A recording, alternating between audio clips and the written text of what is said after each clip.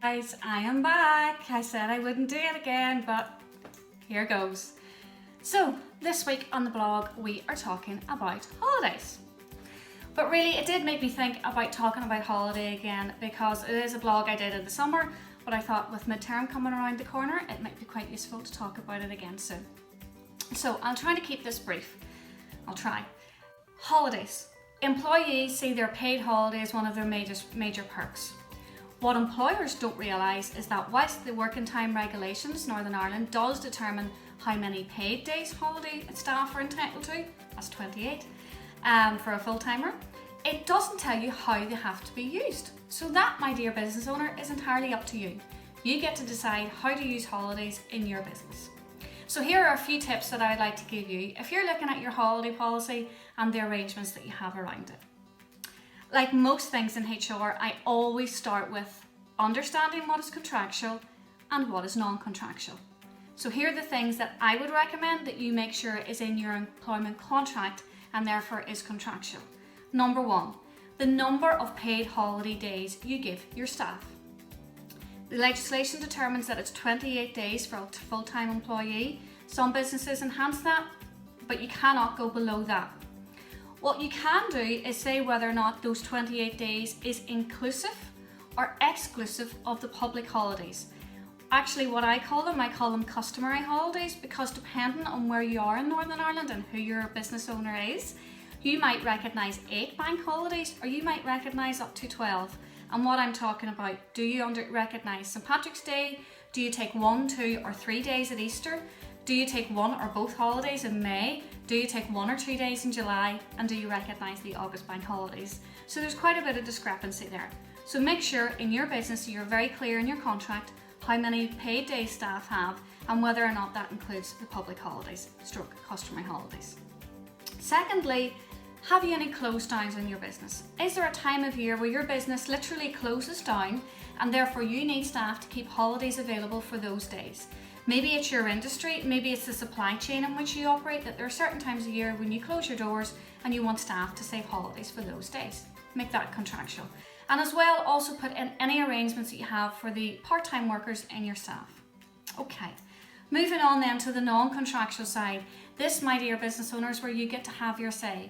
And the most important thing here is understanding the procedure that you have for booking your holidays. So what am I talking about? Is there a form they fill in? Who authorises it? Does each line manager in the department authorise it, or does one person in the business authorise?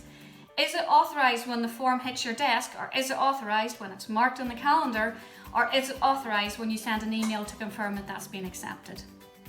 Are there any restrictions around holidays?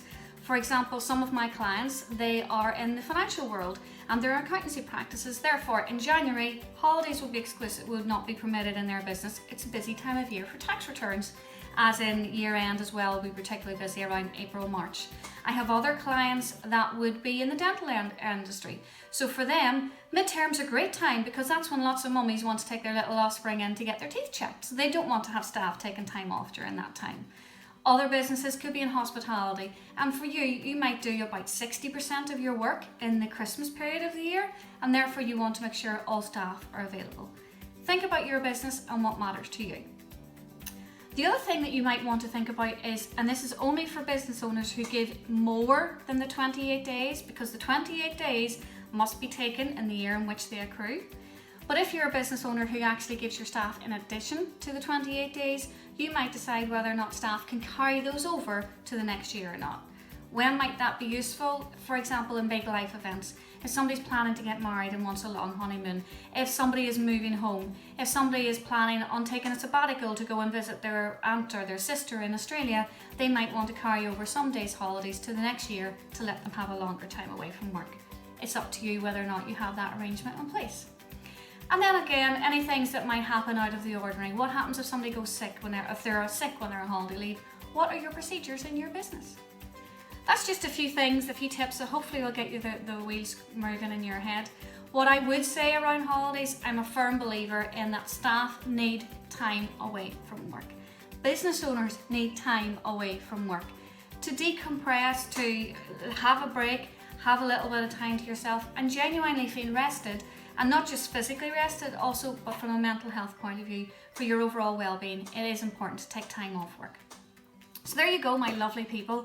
That's a very quick run through holidays and what I think that you need. I hope you found it useful. What I would ask is if you know any business owners out there who might find this useful, then please share this content with them, because sharing is caring, and as a small business, I'm trying to get our message out there to the world.